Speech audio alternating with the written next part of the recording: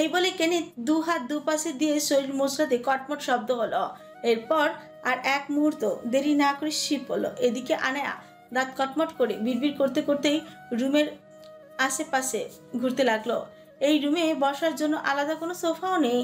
এর মানে শুতে হলে একদম ফ্লোরে শুতে হবে, নয়তো কোনো উপায় নেই। আনায়া প্রচণ্ড বিদ্বেষ নিয়ে খাট থেকে খানিকটা দূরে গিয়ে ফ্লোরে বসতেই অতিরিক্ত ভারী আর এই কারুকাজ করা লেহেঙ্গার দরুন প্রচণ্ড অতিষ্ঠ হয়ে উঠল। সে সকাল থেকে এখনো পর্যন্ত এভাবেই এই এক লেহেঙ্গা পরে সে কি করে রয়েছে তাই তো সে নিজেই জানে না। অন্যদিকে এখন তো মধ্যরাতের চেয়েও বেশি হয়তো রাত। কেমন যেন ক্লান্তিতে চোখ দুটো লেগে আসছে, অথচ ব্লাউজের চুমকি পাথরের কারুকাজে শরীর অস্থিরতায় অবশ্যই যাচ্ছে। আনায়া মাথা উঁচিয়ে একেবারে খাটের দিকে তাকালো। কাত হয়ে শুয়ে থাকা কেনিতের পিঠ ব্যতীত কিছু দেখা যাচ্ছে না। ঘুমিয়ে গিয়েছে কিনা তা জানা নেই। অবশ্য এত তাড়াতাড়ি ঘুমানোর কথাও না, আর যদিও বা ঘুমিয়ে যায় তবু আনার কিছু যায় আসে না। তার নিজের ঘুম হারাম করে কেনিতে শান্তির ঘুম আনায়া বসে বসে তো আর সহ্য করবে না। আনায়া আগে পিছে কিছু না ভেবে জোরে চেঁচিয়ে বলল, এই যে শুনছেন? কেনিত কোনো প্রকার নড়াচড়া না করে গম্ভীর সুরে উত্তর দিল। বল। আনায়া পুনরায় তেজ নিয়ে বলল, কি বলবো আমি?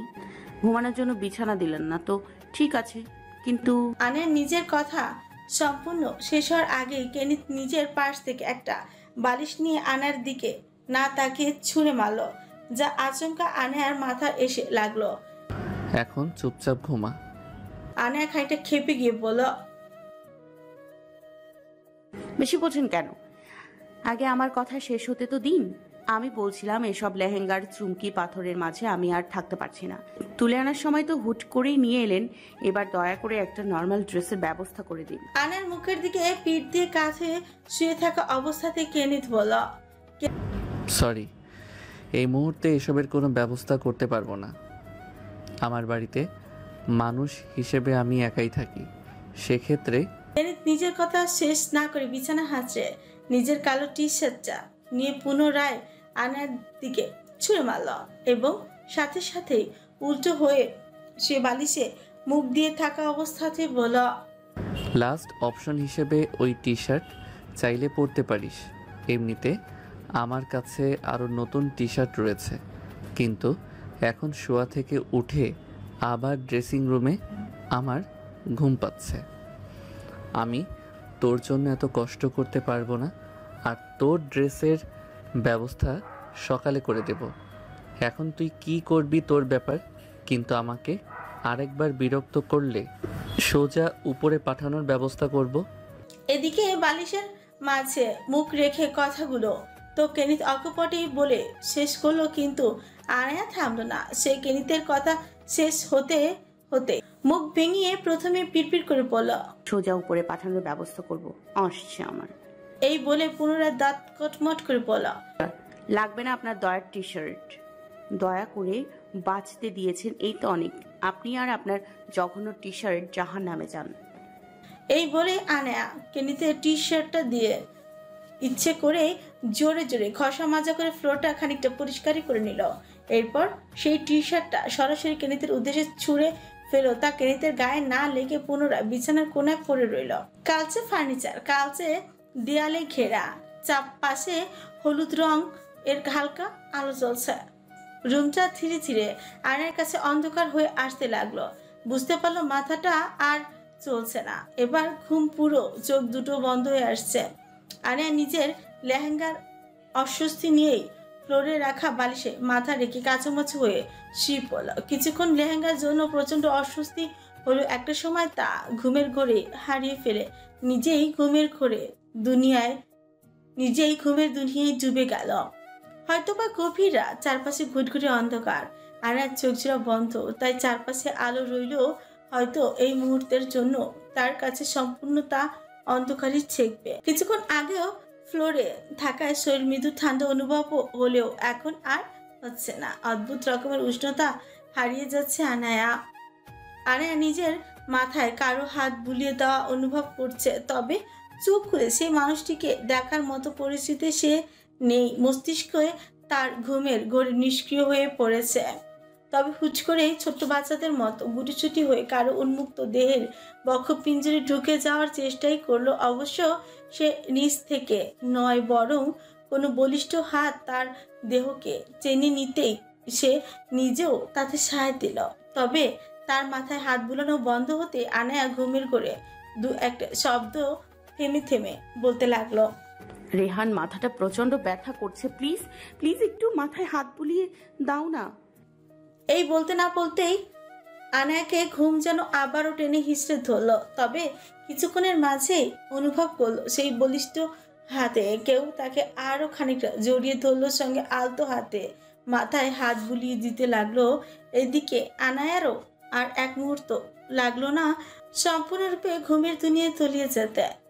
অন্ধকারে কালো আভাস মুছে গিয়ে চারিপাশে ভোরের আলো ফুটে গিয়েছে, কিন্তু আনায়া ফ্লোরে পড়ে পড়ে বেজায় ঘুমাচ্ছে।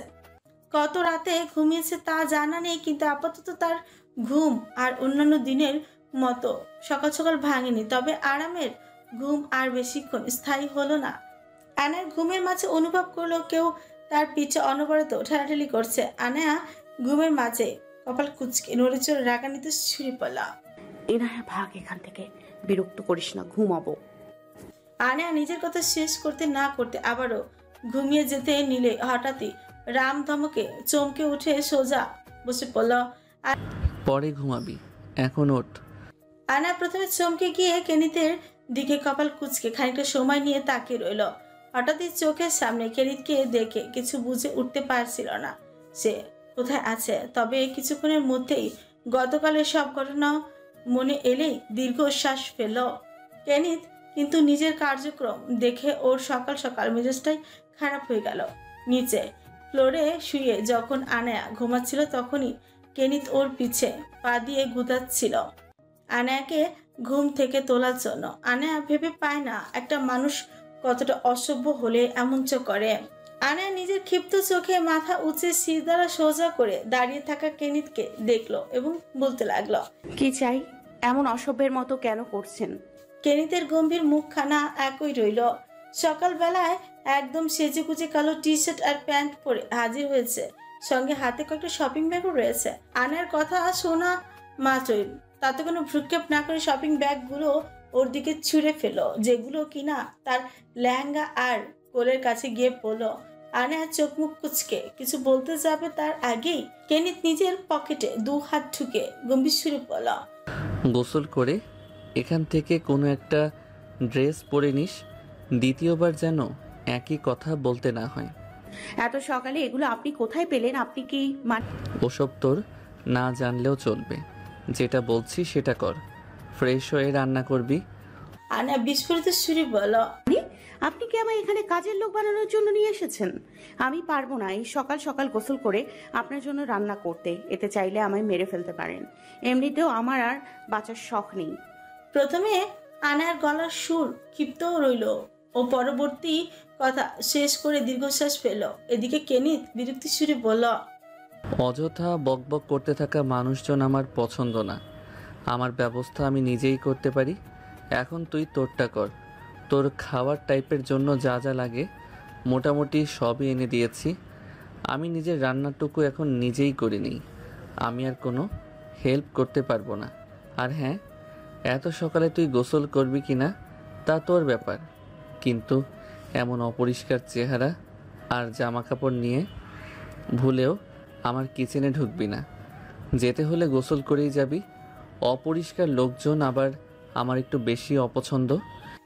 কেনিত কথা শেষ হতে না হতেই বড় বড় পা ফেলে রুমের থেকে বেরিয়ে পড়ল। এদিকে আনায়া কিছুক্ষণ তবদা খেয়ে কেনিতের কার্যক্রম দেখার পর দাঁতে দাঁত খিচে বলল, ইবলিশ শয়তান, আমাকেই অপরিষ্কার বলে গেল। ইচ্ছে তো করছে একে চিবিয়ে খেয়ে বাঁচি। এই বলেই কিছুক্ষণ বিড়বিড় করে রাগ ঝাড়ার পর শপিং ব্যাগগুলো একবার কোনো মতে বিরক্তি নিয়ে দেখলো। প্রায় 6 থেকে 8টা জামা নিয়ে এসেছে ও। হঠাৎ করে আনায়ার কি যেন ভেবে মনে মনে বলে উঠল, যা ভেবেছিলাম তাই। এই ব্যাটায় আমায় এত সহজে মারবে না। এতগুলো জামা নিশ্চয়ই আমার লাশকে পরানোর জন্য নিয়ে আসেনি। উদ্দেশ্য তো এর অন্য কিছুই। শুধু কি তাই? জানতে হবে। আর না জানলেও সমস্যা নেই, আগে আমায় এখান থেকে যে কোনো উপায়ে বেরোতে হবে। এই বলে আনায়া কয়েকটা জামা বাহির করে দেখলো, মোটামুটি সবগুলো জামাই কালচে লাল আর কালোর কম্বিনেশনে, নয়তো পুরোটাই কালো। আনায়ার পুনরায় বিড়বিড় করে বলো, নিজে এক ইবলিশ, এখন আমাকেও বানাতে চাচ্ছে ইবলিশ। সব কালো, এমন কালো তো শয়তানি পড়বে। তবুও আনায়া বাধ্য হয়ে একটা ড্রেস বের করে সম্পূর্ণ খুলে দেখতে খানিকটা অবাক হলো। এগুলো তো একদম আনায়ার সাইজের, আর সঙ্গে সে যেমনটা টাইপের কুর্তি পরে ঠিক তেমনই। আনায়া মনে মনে ভাবল। এরই মাঝে হঠাৎই মনে পড়ল আজ রাতের কথা। তার মানে হচ্ছে সে বিছানাতে শুয়েছিল এবং তার পাশে হয়তো কেউ ছিল, তার সাথে আনায়ার কথাও বলেছে, কিন্তু আনায়া আদৌ নিশ্চিত হতে পারছে না যে এসব তার স্বপ্ন ছিল নাকি বাস্তব। এসব ভাবতে গিয়ে মুহূর্তে নিজেকে ধমকেই শুধলো যে এইসব কিছুই তার স্বপ্ন ছিল। রেয়ানের সাথে বিয়েটা হলে আজ নিশ্চয়ই তাকে এখানে থাকতে হতো না। আনায়া যতই নিজেকে ঠিক রাখতে চায় না কেন, শেষমেশে নিজের এই পরিণতি তাকে ভেতরে ভেতরে হুটহাট আঘাত করে কাঁদিয়েই দেয়। এখনো অবশ্য কয়েক ফোঁটা জল চোখ হতে গড়াতেই তা নিমিষেই হাতের তালুর দরুন গায়েব করে ফেলল। আনায়া গোসল করতে গিয়ে আরেক দফা অবাক হলো, এত বড় বিলাস বহুল বাথরুম, তবুও কতটা ভুতুরের মতো লাগছে। কালো সাদা লাল, উফ! এই বাড়ির ডিজাইনগুলো যথেষ্ট সাধারণ মানুষকে পাগল বানিয়ে দিতে। আনায়া অত কিছু না ভেবে দ্রুত গোসল করে নিল। গোসল শেষ করে এক প্রকার কাঁপতে কাঁপতে বাহির এলো। গোসলের পানি নর্মালি ছিল, তবে এত সকালে তা পুরোই বরফ পানির মতোই লাগছে আনায়ার কাছে। আর যাই হোক, গোসলে গিয়ে তো আর কেনিতকে এ বিষয়ে চিৎকার চেঁচামেচি করে জানাতে চাইবে এরা। অবশ্যই গোসল করার সময় ততটা ঠান্ডা টের পাওয়া না গেলেও এখন গোসল শেষে ভালো টের পাচ্ছে। আনায়া নিজের ভেজা চুলগুলো নিয়ে রুমে আসতে না আসতে হঠাৎই তার কানে এলো, এমন মৃগী রোগীর মতো কাঁপাকাঁপি করছিস কেন? বিছানায় কেনিত। আর তার কথা শুনেই আনার মেজাজ খারাপ হলো। এই লোক আবার এসেছে। আনায়া কিছু না বলে কালো রঙের টাওয়ালটা দিয়ে চুল মুছতে মুছতে ড্রেসিং টেবিলের সামনে গিয়ে এগিয়ে বলল, আমি যাই করি না কেন, আপনার এত সমস্যা কি? আনার কথার উত্তর কেনিত কিছুই বলল না, বরং আনার কাছে এগিয়ে গিয়ে তার ড্রেসিং টেবিলটা থেকে একটা হেয়ার ড্রায়ার বের করে আনার হাতে ধরিয়ে দিয়ে বলল, ধর, তাড়াতাড়ি চুল শুকিয়ে নে। তোর অসুখ হলে আমার কিছু আসে যায় না, কিন্তু সারাদিন কানের কাছে খুব খুব কাশি আর হাঁচির শব্দ আমি সহ্য করতে পারবো না।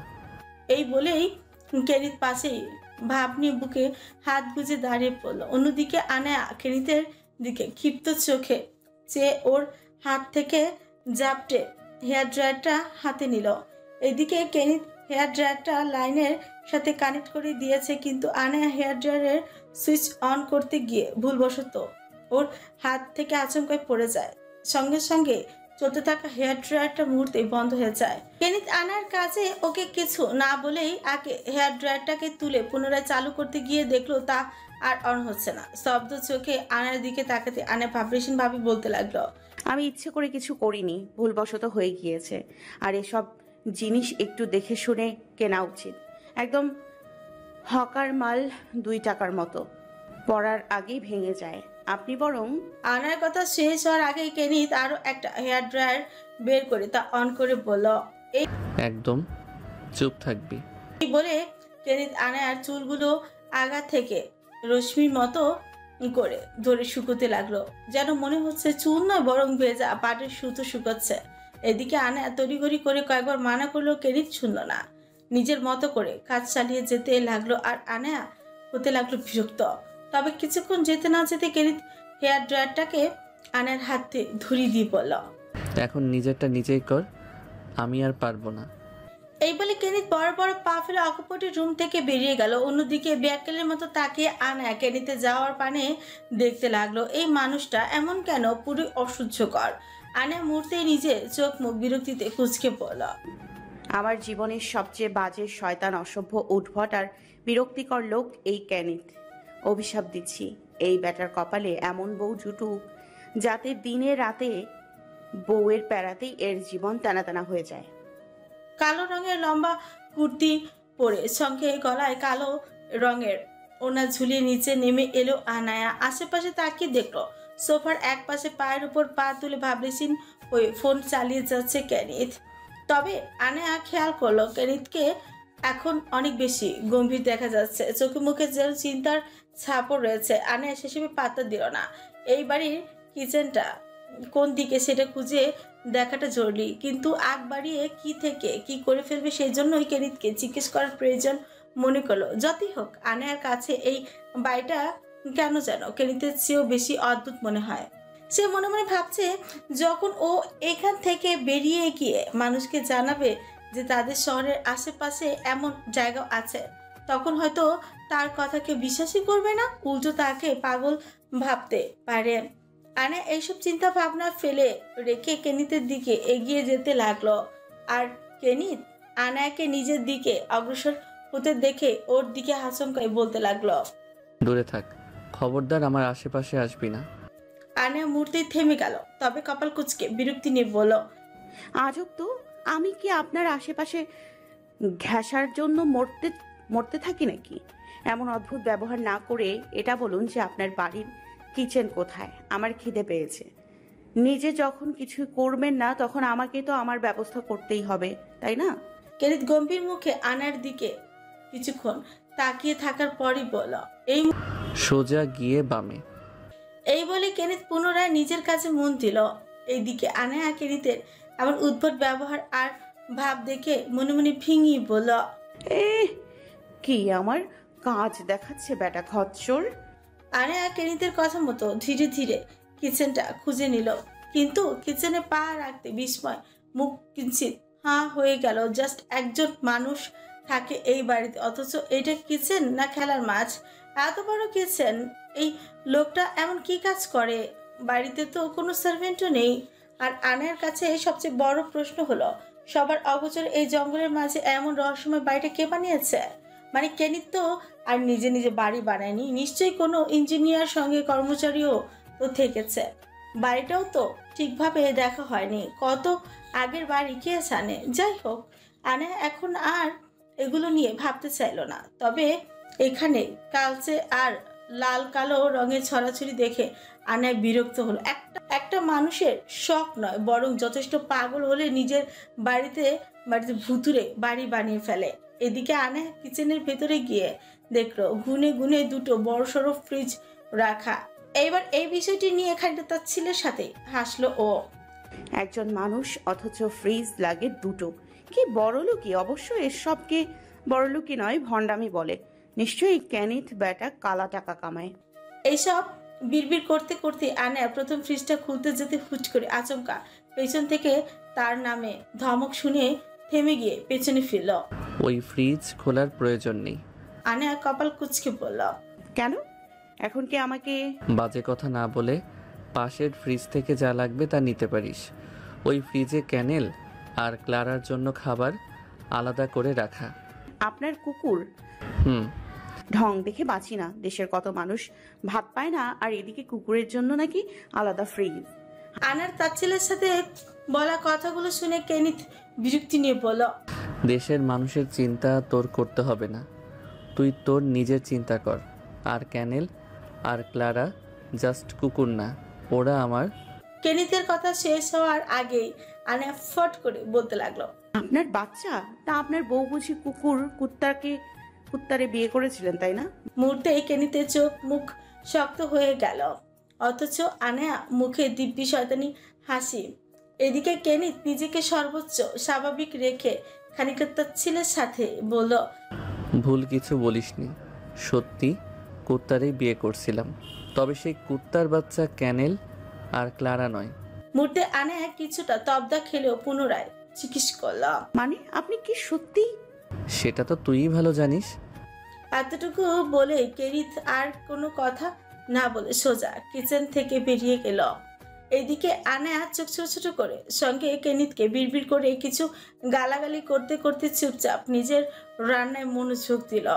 একটা প্লেটে দুটো রুটি আর কিছু সাধারণ সবজির মিক্স ভাজি সাজিয়ে আনায়া খেতে খেতে কেনিতের সামনে এসে দাঁড়ালো। একবার সবজি সহ রুটির টুকরো মুখে দিতে দিতেই বলল, এই যে আপনি খাবেন, যদি খান তবে আপনার জন্যও নিয়ে আসছি। না। কেনিত এবার নিজের ফোন ছেড়ে নিজের আইপ্যাডের দিকে চেয়ে খুব তাড়াতাড়ি তড়িঘড়ি করে পিছু করে যাচ্ছে। আনায়ার কথা শুনে ওর দিকে না তাকিয়ে উত্তরে শুধু এতটুকুই বলল। এদিকে কেনিতের এমন ভাব দেখে আনায়া ভাবলে শুনে বিড়বিড় করে বলল, না খেলে আমার কি? এই বলে আনায়া গিয়ে কেনিতের পাশে বসে অল্প অল্প রুটি ছিঁড়ে তাতে সবজি তুলে খেতে লাগলো। এরই মাঝে হুট করে পাশে থাকা কেনিত কি করছে তা দেখার শখই জাগলো। তবে আনায়া নিজের শখকে চাপা দিয়ে এক জায়গায় চুপচাপ পায়ের উপর পা তুলে খাবার খেতে লাগলো। তবে বেশি করে স্থির থাকতে পারল না, তড়িঘড়ি করে কেনিতের উদ্দেশ্যেই বলল, আচ্ছা শোনেন, আপনার বাগানে একটু যেতে দেবেন? বেশি কিছু না, জাস্ট একটু ঘুরে আসবো। কেনিত নিজের মতো কাজ করতে থাকা অবস্থাতে অকপচে বলল, এটা আমার বাড়ি, কোনো রিসোর্ট নয়। আর আমি তোকে পিকনিকে নিয়ে আসিনি। আনার চোখ মুখ শক্ত হলো, সঙ্গে মুখে দেওয়ার জন্য রুটির টুকরোটা ধরে রাখা ডান হাতটা থেমে গেল। আমি জানি সেটা, কিন্তু আমি আপনার মতো প্রতিবন্ধী না। না এখানে জেলখানার মতো ফিল পাচ্ছি না, বাড়ির মতো পুরো জকা খিচুড়ির। কেনিত এবার আনার দিকে ফিরে তাকালো, ওর দিকে খানিকটা মুখ এগিয়ে নিয়ে মুচকি হেসে বলল। তো তুই কি চাচ্ছিস শুনি? হঠাৎ কেনিতের এমন রূপ চেঞ্জ হতে দেখে আনা তবদা খেয়ে গেল। ও বললটা কি? আর কেনিত এভাবে কি বলতে চাচ্ছে? আনা কেনিতকে ব্যাককেলের নজরে দেখে তীর বলল, আমি আবার কখন কি? আনার কথা শেষ হওয়ার আগে কেনিত একটা অদ্ভুত কাজই করে ফেলল।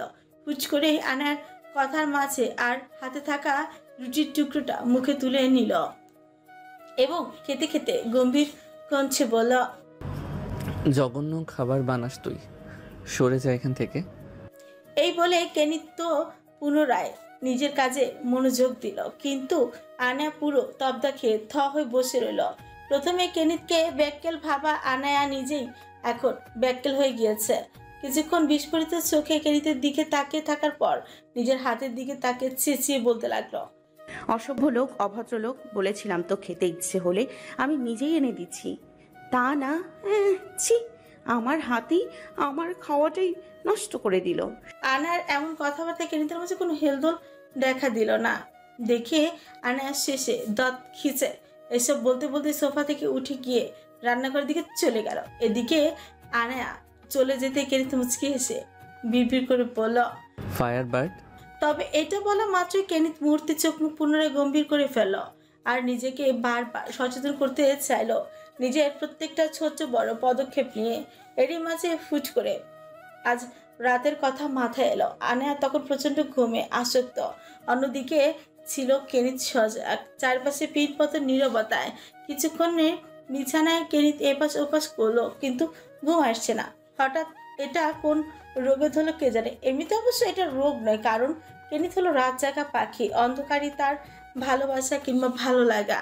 কিন্তু তার ঘুম না হলেও কেমন যেন অস্বস্তি হচ্ছে, যে কারণে কেনিত আচমকায় উঠে বসলো। মাঝরাতে খুব মৃদু পরিসরে ঠান্ডা অনুভব হচ্ছে তার। টি শার্ট খুঁজতে এসে বিছানায় হতে নিচে নেমে এলো। তখনই টি শার্টের আগে নজর পড়লো গুটিসুটি হয়ে ফ্লোরে শুয়ে থাকা আনার দিকে। তবে মুহূর্তে কেনিত ওর দিকে হতে নজর সরিয়ে ফেলল। তখনই আবার নজর পড়লো আনার পায়ের কাছে পড়ে থাকা নিজের কালো টি শার্টের দিকে। টি শার্ট তো নয়, মনে হচ্ছে ঘর মোছার তেনা। ঠিক এমন ভাবেই টি শার্টের হাল বানিয়েছে আনায়া। হুট করে মেজাজটা খারাপ হতে পুনরায় আনার দিকে ফিরে তাকালো, কিন্তু মুহূর্তে নিজের মাঝে জেগে ওঠা মেজাজটা গায়েব হয়ে গেল। কেনিত লক্ষ্য করে দেখলো আনার ঠোঁট দুটো অনবরত নাড়াচাড়া করছে। প্রথমে ভাবলো হয়তো ও ঠান্ডায় কাঁপছে, কিন্তু আরেকটু ভালো করে খেয়াল করতেই দেখলো ও বিড়বিড় করে হয়তো কিছু বলছে। কেনিত কপাল কুঁচকে ধীরে পায় আনার কাছে গিয়ে ওর মুখের সামনে হাঁটু গেড়ে বসে পড়ল। এরপর ওর এলোমেলো চুল আর ঘুমন্ত নিষ্পাপ চেহারার মুহূর্তে আটকে গেল। সেইবার প্রায় ঘন্টাখানিক ধরে অফিসে আনা এই ঘুমন্ত চেহারার দিকে তাকিয়ে আনার পুরো মুখশ্রীর শ্রেণী বিন্যাস করেছিল। এই কথা মাথায় আসতে কেনিত কিছু ঠোক গিলে আনায়া ছোচের দিকে নজর দিল। হ্যাঁ সত্যি, আনায়া ঘুমের মাঝে কিছু বলছে, তবে তার ঠিক ঠিকঠাক শোনা যাচ্ছে না। কেনিত নিজের মাথাটাকে কিঞ্চিত কাত করে আনার মুখের কাছে নিয়ে এলো। ঠিক তখনই আনা অস্ফুট সুরে কথাগুলো বলতে ওর কানে এলো। শয়তান বেটা কেনিত, দেখিস তোর জীবনেও ভালো হবে না। তোর বউ তোকে ঠিকঠাক মতো ভাতও খেতে দেবে না। না খেয়ে দে শুকিয়ে কঙ্কাল হয়ে তুই মরে যাবি। আনার এমন কথাবার্তা শুনে কেনিত আচমকা ওর মুখের দিকে তাকালো। কি সব অদ্ভুত কথাবার্তা, তাও সেটা ঘুমের মাঝে। আচ্ছা, ও কি ঘুমের মাঝে কেনিতের সাথে ঝগড়া করছে? কেনিত এমন চিন্তা ভাবনা করে কিঞ্চিত মুচকে হাসল। আনা আর ওর মুখের মাঝে দূরত্ব খুবই ক্ষীণ, কিন্তু কেনিতের গরম নিঃশ্বাসে মাঝে মাঝে আনার মুখের উপর আশ্রয় পড়ছে। তার মাঝে কোনো হেলদোল নেই, বোঝা যাচ্ছে প্রচন্ড ঘুমের দিন দুনিয়া ভুলেই বসেছে সে।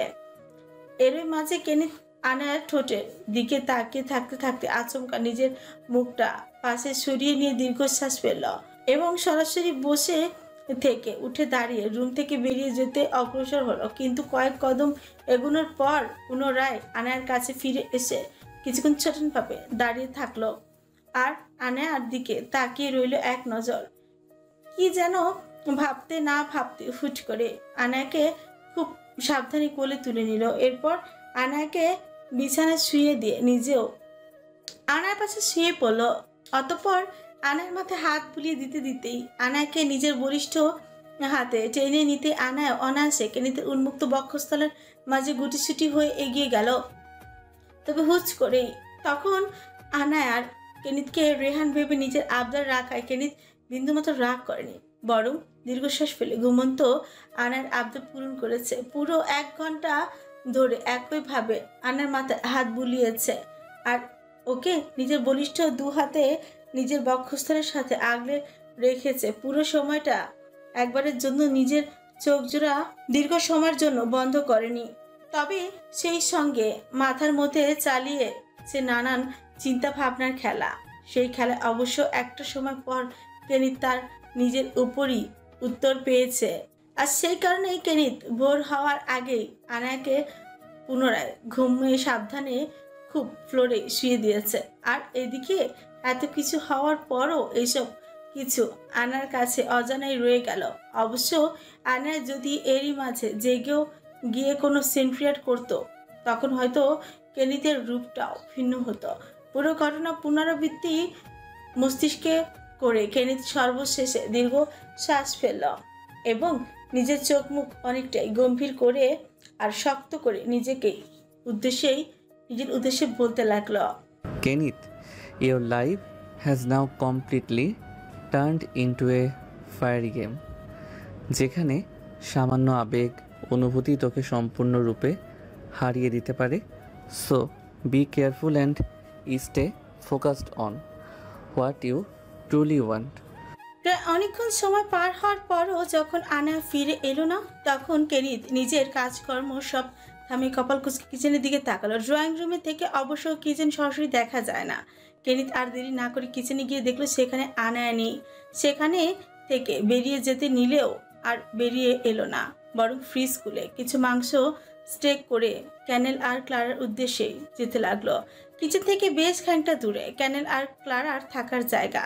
কেনিতের এক হাতে খাবার, অন্য হাতে তার পকেটে গুটানো। কেনিতের এক হাতে খাবার, অন্য হাত তার পকেটে গুটানো।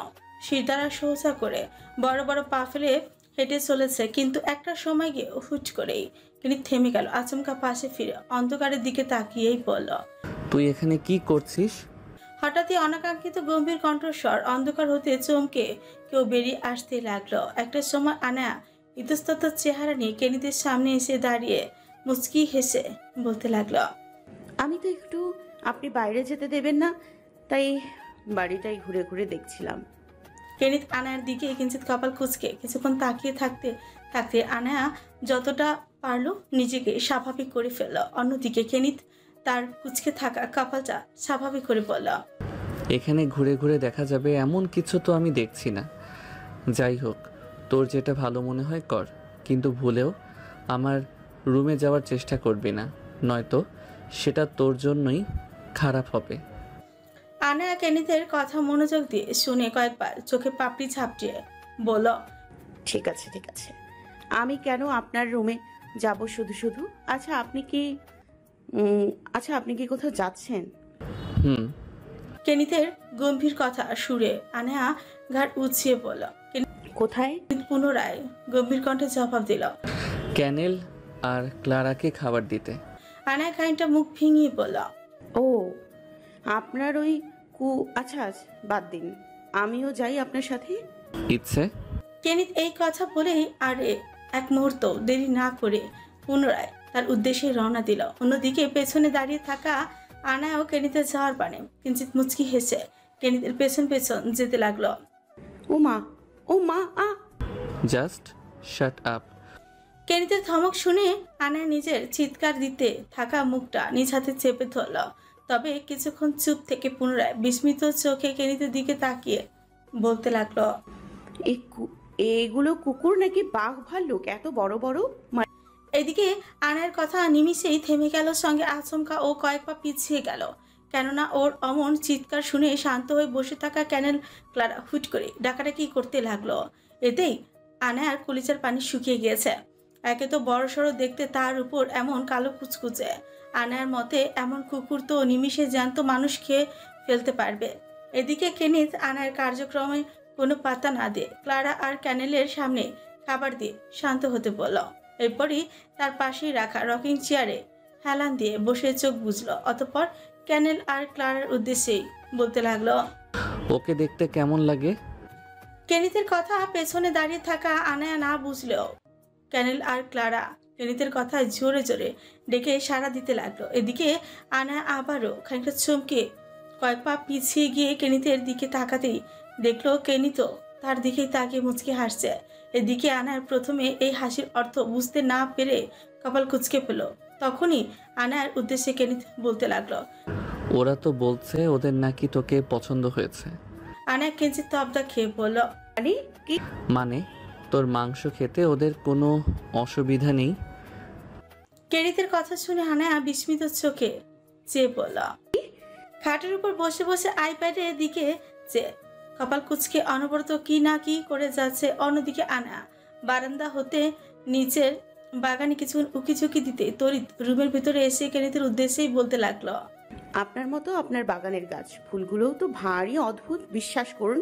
আমি এত তরতাজা গাছ ফুল খুবই কমই দেখেছি। এগুলোকেও কি আপনি ভিআইপি খাবার দাবার দেন নাকি? না মানে একটু বেশি অদ্ভুত তো। কেনিত নিজের কাছ থেকে ধ্যান সরিয়ে আনার দিকে তাকালো এবং স্বাভাবিক কণ্ঠেই বলতে লাগলো। তুই প্রচণ্ড ফালতুভাবে টাইম পাস করছিস। হোয়াট এভার, ভুল কিছু বলিসনি। আমার বাগানে দেখভালও ভিআইপি স্টাইলেই করি। আনা খানিকটা বিরক্ত হয়ে বলল। তা আমাকেও একটু বলেন, আমিও একটু শুনি।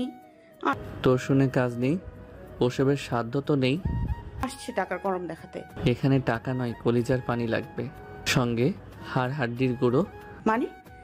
আপাতত আর কোনো কিছুর মানে জেনে লাভ নেই। আমাকে এখন যেতে হবে, তবে যথাসময়ে ফিরে আসব। চুপচাপ রুমে বসে থাকবি না, ঘুমাবি, তা তোর ব্যাপার। কিন্তু টই টই করে যে লাফালাফি করতে না দেখি। আপনার তো নাকি দিনের আলো ভালো লাগে না। তবে এখন কোথায় যাচ্ছেন? যিনি চলেছে যাচ্ছিল, তবে আনার কথার উত্তরে গম্ভীর কণ্ঠে বলল। সব কিছুর কৈফিয়ত আমি তোকে দিতে বাধ্য নই। যাক বাবা, আমি আবার। আনাকে আর কিছু বলার সুযোগ না দিয়ে কেনি দ্রুত পায়ে রুম থেকে বেরিয়ে পড়ল। এদিকে প্রথমে আনায় খানিকটা ইনোসেন্ট হওয়ার ভাব নিলেও মুহূর্তেই কিঞ্চিত বাঁকা মুচকি হাসল। চারপাশে শুনশান নীরবতা। বিকেল পেরিয়ে সন্ধ্যা হতে চলল। আনায়া বিছানার বসে সঠিক সময়ের অপেক্ষা করতে করতে কখন যে ঘুমিয়ে পড়েছিল তা সে নিজেও জানে না। আচমকা ঘুম থেকে জেগে উঠে বিস্মিত হয়ে নিজের উপর গালাগালি করতে লাগলো। তবে বেশি সময় নষ্ট না করে একবার বাইরে গিয়ে পরিস্থিতি দেখে নেওয়া উচিত। আদৌ কেনিত এসেছে কি না তাও তো আনার জানা নেই। আনা চুপচাপ রুম থেকে বেরিয়ে পড়ল। এরপর সোজা নিচে এসে প্রথমে স্বাভাবিক কণ্ঠে ডাকতে লাগলো। আপনি কি আছেন? এসে পড়েছেন আপনি নাকি এখনো আসেননি? মিস্টার ভিকে, আপনি আশেপাশে থাকলে প্লিজ একটু সাড়া দিন। এটা বলে কিছুক্ষণ চুপ থাকার পর আনা একটা মুচকি হেসে পড়ল। তার মানে আপনি কোথাও নেই, তাই তো? এবার আনা কিঞ্চিত বাঁকা হেসে বিড়বিড় করে বলতে লাগলো। সো মাম্মা, এবার কাজে লেগে পড়। যা হওয়ার হবে, কিন্তু আমি হাল ছাড়বো না। এই বলে আনায়া আশেপাশে একটু খুঁজেও যখন কোথাও কেনিতে দেখা পেল না, তখন দ্রুত পায়ে সিঁড়ি বেয়ে প্রথমে দোতলায় পৌঁছে গেল। উদ্দেশ্য তার প্রথমে কেনিতের রুমটাকে চেক করা। সেই মনে প্রাণে বিশ্বাসী যে এখানে এমন কোনো রহস্যের সন্ধান মিলবে যা পুরো গেমকে চেঞ্জ করে ফেলতে পারে। আনা দরজা খুলতে গিয়েই দেখে দরজা বন্ধ করা। এবার সে কিছু একটা খুঁজতে লাগলো। মুহূর্তেই সে তার কাঙ্ক্ষিত জিনিসটি খুঁজে পেল। তা দেখে মুচকি হেসে এবার নিজের গলা থেকে স্টার শেপের লকেটটা খুলে ফেলল এবং তা কালচে দরজার মাঝে ছোট্ট একটা স্টার শেপের আকৃতিতে প্রবেশ করতে মুহূর্তে দরজার লক খুলে গেল। তবে আনা এতে মোটেও বিস্মিত হলো না, বরং মুচকি এসে চেনটা পুনরায় গলায় পরে নিল। তার বিস্মিত না হওয়ার অবশ্য কারণও রয়েছে, কারণ এমন ঘটনার সাক্ষী সে এর আগেও একবার হয়েছে। অনেকক্ষণ অপেক্ষার পরও যখন আনা ফিরে এলো না এবং কেনিত আনাকে খুঁজতে কিচেনের দিকে গিয়েছিল, সেই সময়টাতে আনা মূলত ভিন্ন কিছু সন্ধান পেয়েছিল। কিচেন থেকে খানিকটা দূরে এক কদম ফাঁকা জায়গা, খানিকটা অন্ধকারে একটা পেন্টিং আনার নজরে পড়ে। কেনিতের বাড়িতে সব পেন্টিংগুলো খুবই অদ্ভুত হলেও এবার চেনা পরিচিত একটা সাধারণ গোল্ডেন স্টারের ছবি দেখে আনা খানিকটা খুশি হয়েছিল। সেটাকে আরেকটু পর্যবেক্ষণ করতে গিয়ে আনা খেয়াল করে বাড়ির অন্য সকল জায়গার যে এই জায়গাটা অনেকটাই পরিত্যক্তর মতন মনে হচ্ছে। ঠিকঠাকভাবে জায়গাটা পরিচর্যাও হয় না, তবে হলেও সেটা খুব কম। আনার এমনটা মনে হওয়ার কারণ হলো আশেপাশে সব বড় ফ্রেমে বাঁধানো ছবিটাতেও অনেকটা ধুলোবালি জমে গিয়েছে। এর কারণটা অবশ্য আনা ঠিক বুঝতে পারল না, তবে আনা ছবিটার দিকে খেয়াল করে দেখলো এই ছবিটা মোটেও স্বাভাবিক নয়। আনার আচমকা নিজের লকেটের কথা মনে পড়তে চমকে উঠল। তার অদ্ভুত স্টার শেপের লকেট আর ছবিটা তো একই রকম দেখতে, একদম হুবহুব কালার, ডিজাইন সব এক। এটা কি সম্ভব? মূর্তি মাথাটা পুরো ঘুরে গেল। এদিকে সে কেনিতের পূর্ব পরিচিত, অন্যদিকে আবার এই সাধারণ লকেটটাও কেমন রহস্যময় হয়ে উঠল। চারপাশে সব জায়গাতে শুধু রহস্যই মিলছে, তবে এই রহস্যের উত্তর কোথায় মিলবে তা জানা নেই। সেহেতু জায়গাটা অনেকটাই অন্ধকার, তাই আনা চাইলেও ঠিকঠাক সবকিছু পরিষ্কারভাবে দেখতে পেল না, যে কারণে ছবিটা দেখতে গিয়ে এলোমেলো ভাবে হাত লেগে ছবিটা নড়ে উঠল। আর সঙ্গে ছবির ফ্রেমের পেছনে হাতে কিছু একটা নিচে পড়ে গেল। আনা প্রথমে খানিকটা চমকে উঠল। দ্রুত নিচে পড়ে থাকা জিনিসটা হাতে নিয়ে দেখলো একটা অদ্ভুত ধরনের ছোট্ট ছুরি, যা অনেকটা রাজকীয় কারুকার্যে শোভিত, সোনালি আর কালচে রঙের। তবে উপরে একটা খোলসের মতো আরো একটা সোনালি পাতের আস্তরণ রয়েছে, যার কারণে আনা অনেকবার টানাটানি করেও তা খুলতে পারল না। এরপর আনা ভালো করে খেয়াল করে দেখলো ছুরিটার মাঝে একটা স্টার শেপের ফাঁকা অংশের খোলসের মতো কিছু। মনে হচ্ছে এরই মাঝে সেম শেপের কিছু প্রবেশ করালেই তা খুলে যাবে।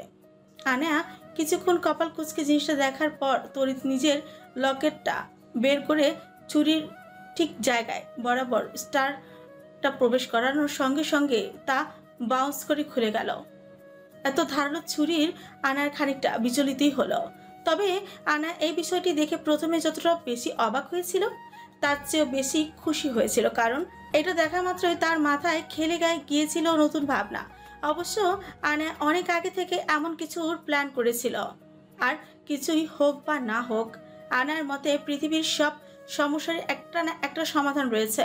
আর যখনই সেই একটি সমাধানও আমাদের হাত ছেড়ে বেরিয়ে পড়ে, তখন হতাশ না হয়ে দ্বিতীয় সমাধানের খোঁজ করা উচিত। তখন থেকে ছুরিটা আনার কোমরের পেছনে জামার নিচে গুজে রাখা আছে।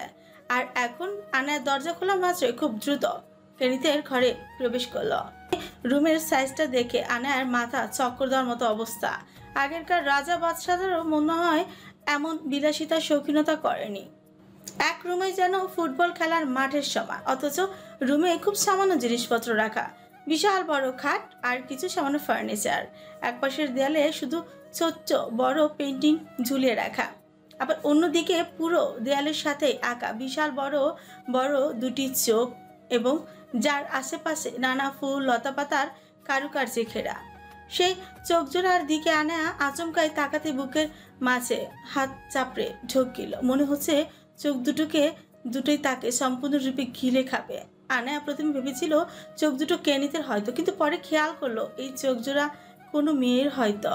তবে চোখ জোড়া আদতে কার তা আনায়া খেয়াল করে দেখার প্রয়োজন মনেই করলো না, বিধায় তার কাছে বিষয়টি অজানাই রয়ে গেল। আনায়া এইসব ছেড়ে রুমের অন্যান্য দিকে নজর বুলাতে লাগলো। খেয়াল করে দেখলো রুমে আরো একটি দরজা রয়েছে, যেটা নিশ্চয়ই বাথরুমই হবে। এছাড়া আর তেমন কিছুই নেই, দূরে একটা বড়সড় বারান্দা ব্যতীত, যে কারণে আনায়া খোঁজার মতো তেমন কিছুই দেখতেই পেল না। তবে এসেছে যখন এমনি এমনি তো আর যাওয়া যাবে না, তাই দ্রুত গতিতে বিছানার পাশে ছোট্ট কাভার্ডের কাছে গিয়ে ড্রয়ার খোলার চেষ্টা করলো, কিন্তু সবার উপরে ড্রয়ারটা ব্যতীত বাকি সকল ড্রয়ার লক করে রাখা। আর স্টার শেপের লক সিস্টেমের কিছু আছে কিনা তা খুঁজে পাওয়ার চেষ্টা করলো, তবে এবার আর এখানে তেমন কিছুই দেখতে পেল না। এইসব সাধারণ জিনিসে এমনটা থাকবে না, এটি স্বাভাবিক। আনা বিরক্তি নিয়ে প্রথম দরজা খুলতে গিয়েও দেখলো কিঞ্চিত খুলে আর বাকিটা খুলছে না, হয়তো কিছু একটার সাথে আটকে গিয়েছে। আনা প্রচন্ড বিরক্ত হলো এসব দেখে। কি করতে এসেছে আর এসব কি হচ্ছে? আনা তড়িৎ কোমরের পেছন থেকে ছুরিটা বের করে স্টার লকেটটা খুলল এবং দ্রুত গতিতে শেলটা খুলতে গিয়ে খানিকটা আঙ্গুলের সাথে লেগে গিয়ে রক্ত বের হতে লাগলো। আনা আরো বেশি বিরক্ত হলো, তবে এরই মাঝে ব্যথায় হাত ঝাড়ি দিতে গিয়ে ছুরিটা শেলটা কাবার্ডের নিচে ছিটকে চলে গেল। আনা দীর্ঘশ্বাস ফেলে শেলটা বের করতে গিয়েও ব্যর্থ হলো। এত চিকন জায়গা তার হাত কোনোভাবেই ঢুকবে না। চারপাশে লাল রঙের আলো জ্বলছে আর টেবিলের নিচে পুরোটা কালো খোঁজখোঁজে। আনা এবার এসবের চিন্তা বাদ দিল। তার ভাবনা মতে যে এখানে কিছুই হবে না তা খুব ভালোই বোঝা হয়ে গিয়েছে। কেনিতকে সে পরে দেখে নিবে, কিন্তু আগে এখান থেকে বের হতে হবে। আনা ছুরিটা নিয়ে দ্রুত ড্রয়ারের মাঝে জোরে চাপ দিতে তড়িৎ খুলে গেল, তবে সেখানে যেসব জিনিস রাখা ছিল তাতে আনা পুরো তব্দ খেয়ে গেল। কয়েকটা ছোট কাচের শিশি ব্যতীত কিচ্ছুই নেই। আনা হতাশ হয়ে একটা কাচের শিশি হাতে নিয়ে দেখলো তাতে খুব ছোট করে ইংরেজিতে পয়জন, যা দেখে আনা কপাল কুঁচকে বিরক্তি নিয়ে বলল, আনা বিষ, এই বেটা এসব রেখে কি করে? আর বড় কথা, আমি এটা নিয়ে কি করব? নিয়ে নিব? যদি এখান থেকে বের হওয়ার প্ল্যান কাজে না আসে তবে এটা বেটাকে খাইয়ে উপরে পাঠিয়ে দিব। প্ল্যানটা খারাপ না। জাস্ট একটা ছোট্ট শিশি উঠিয়ে ড্রয়ার লাগিয়ে রুম থেকে বেরিয়ে আসতে চাইলো, কিন্তু হুচ করেই কেন যেন বাথরুমটা দেখতে যাওয়ার শখ হলো। শখ নয়, বরং না চাইতেও তার মন বলছে ওখানে যাওয়া উচিত। আজও আনার মতে একখান প্রশ্ন ঘুরপাক খায়। আনা তার বুক সমান একটা কাবার্ডের উপর ফুলদানির পাশে ছুরি আর শিশিটাকে রেখে বাথরুমের দরজার সামনে গিয়ে দাঁড়ালো।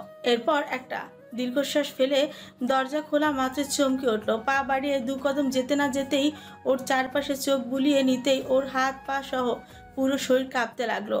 এতদিন যেটাকে সে স্বপ্ন আর বাস্তবতে গুলিয়ে ফেলতো, আজ ঠিক তেমনটাই তার চোখের সামনে দৃশ্যমান। সেই একই চিরচেনা লাল রঙের আলোয় আচ্ছাদিত বিশাল বাথরুম, সেই একই পজিশনে রাখা বাথটব, আর তার সামনে ঠিক সেইখানে যেখানে কেনিত বসেছিল। আনা বুঝতে পারছে না সে নিজের চোখের সামনে এসব কি দেখছে। অনবরত তার গলা শুকিয়ে যাচ্ছে। যদি সেই ঘটনা সত্যি হয় তবে আনা রক্তের বাথটবে ডুবে থাকা সেটাও কি আনা জানে না। তার চোখ মুক্তি অনবরত ঘাম ছড়ছে, না চাইতো এমন। এখন মনের মাঝে কেনিতকে নিয়ে ভয় ঢুকেছে, আর ভয় পাওয়া মানেই সে দুর্বল হয়ে যাবে। আনা নিজেকে শক্ত করতে চেয়েও কোনো লাভ হলো না, বরং এরই মাঝে নাকের কাছে অনবরত রক্তের গন্ধ ভিড়তে লাগলো, যেটা দরজা খোলার সাথে সাথে আনা অনুভব করলো। এত কিছুর মাঝে এই বিষয়টি খেয়াল করার সুযোগ হয়নি। আনা নিজের অজানা ভয়ে কাঁপতে থাকা শরীরে বাথটবের দিকে এগোতেই লাগলো, কারণ ওখানে থেকেই গন্ধটা বেশি তীব্র অনুভব হচ্ছে। আনা বাথটবের সামনে দাঁড়িয়ে দেখলো বাথটবটা ঘন তরলে পূর্ণ করে রাখা হয়েছে।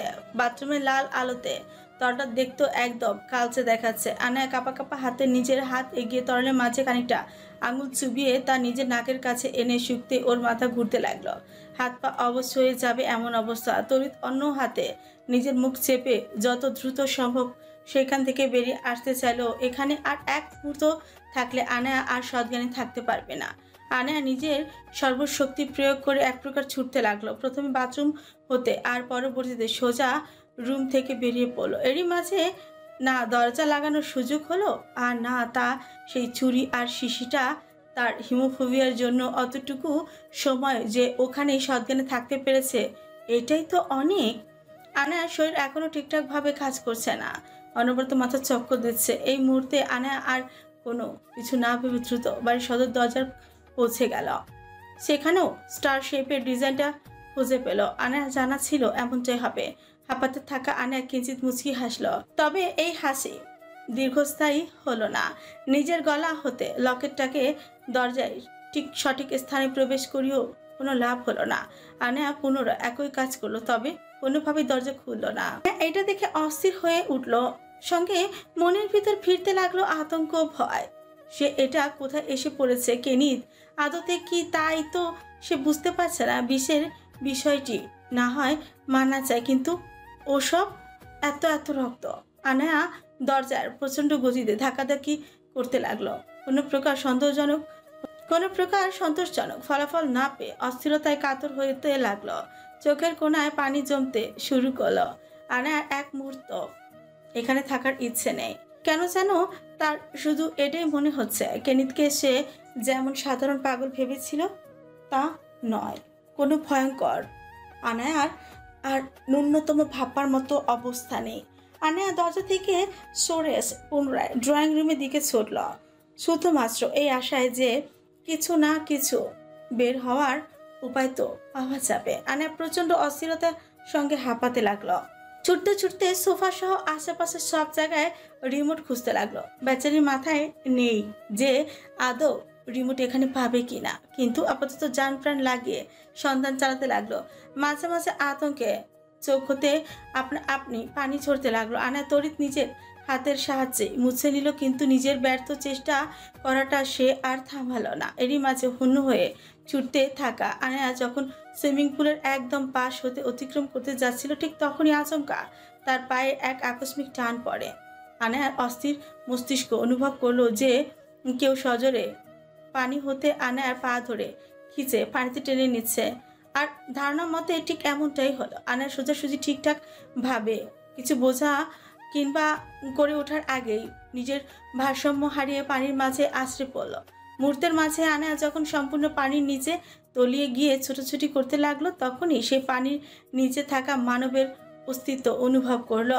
এবং সেই মানবটি যে আনায়ার কোমরে হাত পেঁচিয়ে নিজের দিকে অগ্রসর করছে, তাও আনায়ার বোধগম্য হলো। আনায়ার বুঝতে বাকি নেই এই লোকটিকে।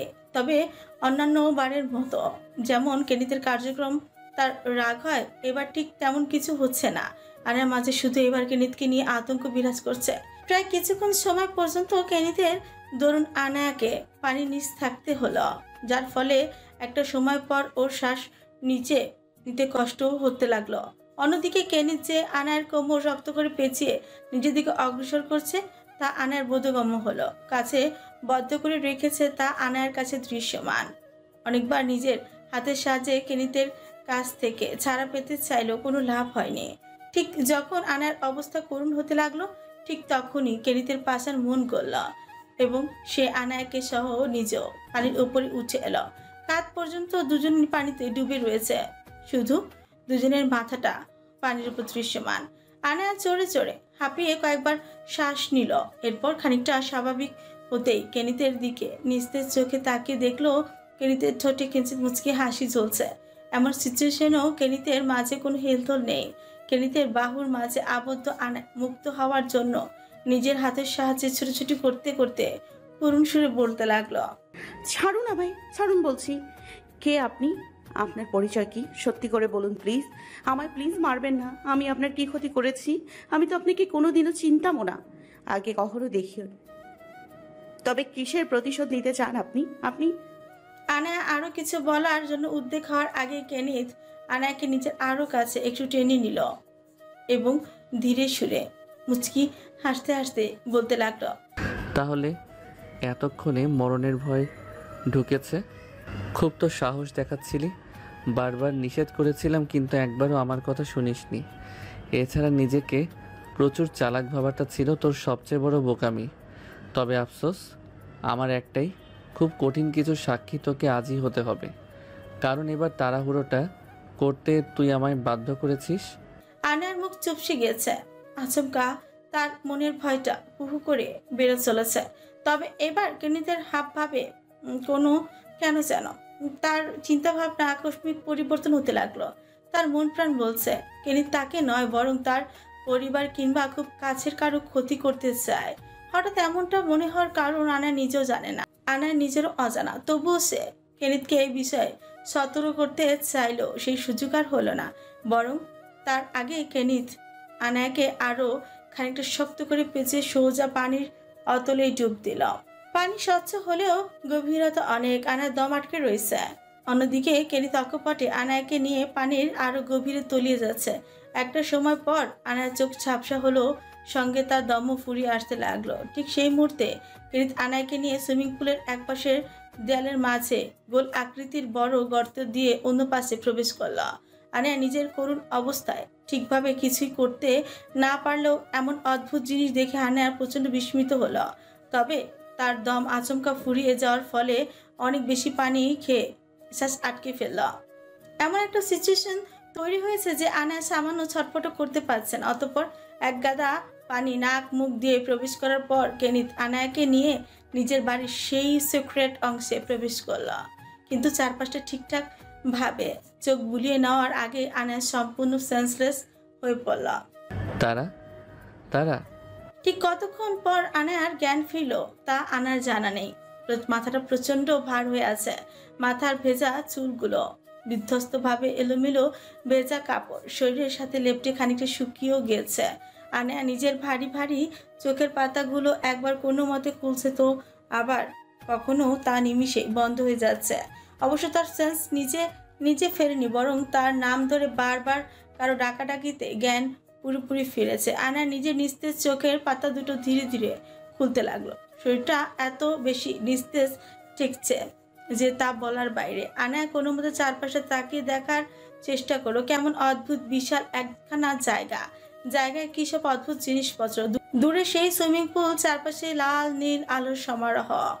আনায়া নিজের হাত নাড়াতে গিয়ে দেখলো তার হাত দুটো চেয়ারের হাতলের সাথে বেঁধে রাখা। আর এবার নিজেকে যতটা পারলো তটস্থ করে হাত দুটোকে ছুটাতে ব্যস্ত হয়ে পড়লো। আশেপাশে আর কোনো দিকে তার তাকানোর সুযোগ হলো না।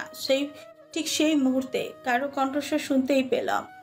তারা হাতের বাঁধন না হয় পরেও ছোটাতে পারবি, কিন্তু এবার একটু সামনে তাকিয়েও তো দেখ, তোর স্পেশাল সারপ্রাইজ যে এখন তোর সামনে। আনায়ার কাছে এই কণ্ঠস্বর খুবই পরিচিত। সঙ্গে বর্তমান এই কণ্ঠস্বরে আনায়ার কাছে এক আতঙ্কেরও স্বর। আনায়া কেনিতের কথা অনুসরণ করে সামনে তাকাতে দেখতে পেল তার থেকে কিছুটা দূরে একজন মধ্যবয়স্ক লোককে ঠিক তার মতো করে চেয়ারের সাথে বেঁধে রাখা হয়েছে।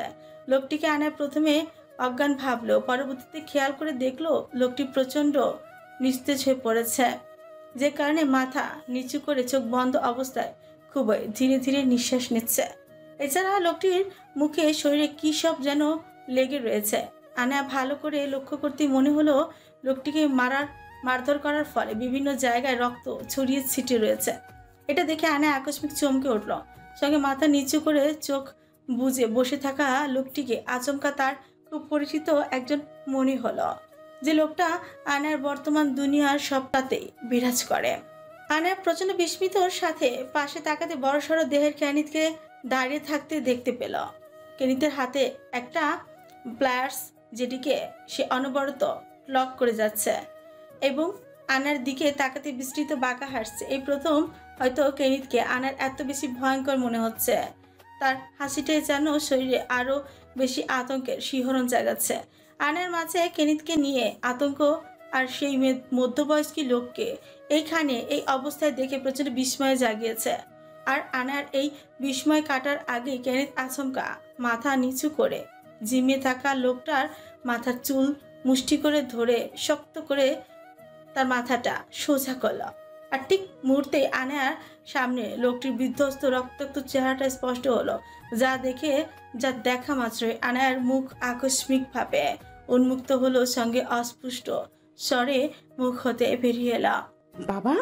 কেমন লাগলো তোর স্পেশাল সারপ্রাইজ? কেনিতের পৈশাচিক হাসি আর রাগান্বিত কণ্ঠস্বরে আনায়া আটকে উঠল। এসব কি তার স্বপ্ন নাকি সত্যি, তাই তো বিশ্বাস করতে পারছে না। চোখে মুখে যেমন বিস্ময় তেমন আতঙ্কের ছাপ। আনায়া বিস্ময় ঘেরা চোখ জোড়া, একবার নিজের বাবাকে দেখছে তো একবার কেনিতকে। কপাল বেয়ে এখন ঘাম ঝরছে। খানিকটা সময় নিয়ে আনায়া নিজেকে তটস্থ করলো। কয়েকবার ঝোঁক গিলে জোরে জোরে নিঃশ্বাস ফেলে তারেককে উদ্দেশ্য করে বলতে লাগলো, বাবা, বাবা, আমার কথা তুমি শুনতে পারছো? ও বাবা, সাড়া দাও বাবা তুমি। কথা বলতে বলতেই আনায়ার কথা বলার শক্তি ফুরিয়ে গেল। গলার মাঝে একদলা আতঙ্ক আর কষ্ট জমাট বেঁধে গিয়েছে। মেয়ে হয়ে কি করে নিজের বাবার এমন রক্তমাখা আঘাতপ্রাপ্ত চেহারা সহ্য করা যায়?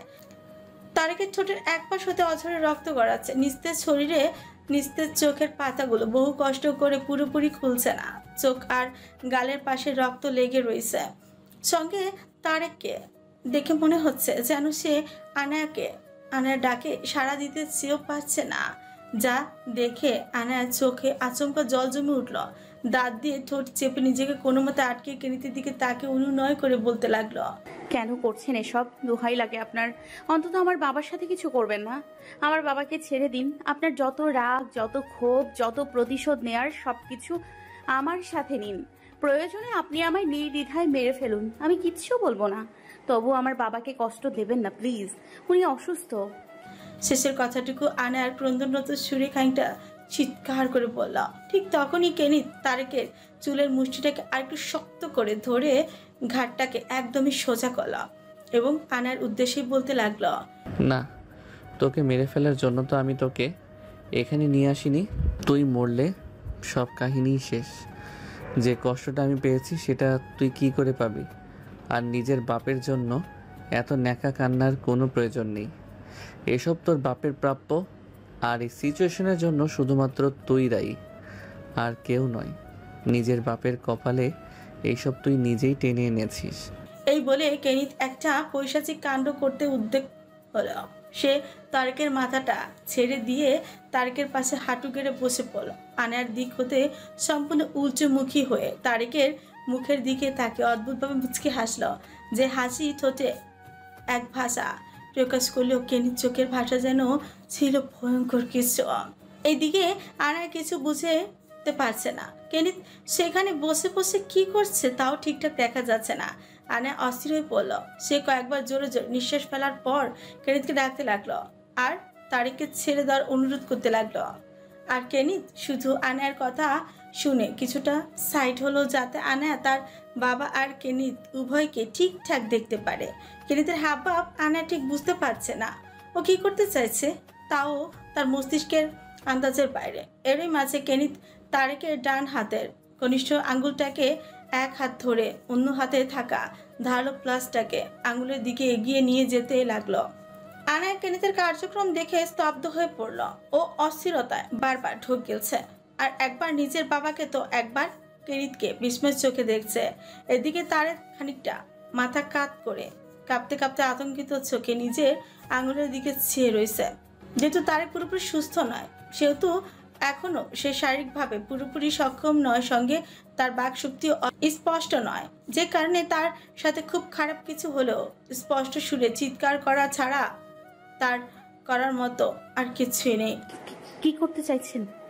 আমার বাবার সাথে কিছু করবেন না প্লিজ। আনা নিজের হাত পা বাঁধা বাঁধন থেকে মুক্তি পাওয়ার জন্য জোরে জোরে নাড়াচাড়া করতে করতে কথাটা কেনিতের উদ্দেশ্যে ক্রন্দনত সুরে অনুনয় করে বলল। কিন্তু এতে কেনিতের কোনো হেলদোল হলো না, বরং কেনিত আনার কথা শুনে ওর দিকে তাকে কিঞ্চিত হাসলো। অতঃপর পুনরায় নিজের মুখ ঘুরিয়ে নিয়ে তারেকের আতঙ্কিত চোখের দিকে তাকিয়ে থাকতে থাকতেই তারেকের আঙুলটাকে প্লাসারের মাঝে স্থাপিত করলো। এটা দেখা মাত্র আনার চোখ থেকে আকস্মিক পানি ঝরতে লাগলো এবং সে কেনিতের দিকে বিস্মিত চোখে চেয়ে বলতে লাগলো, না না না, এমন কিছু করবেন?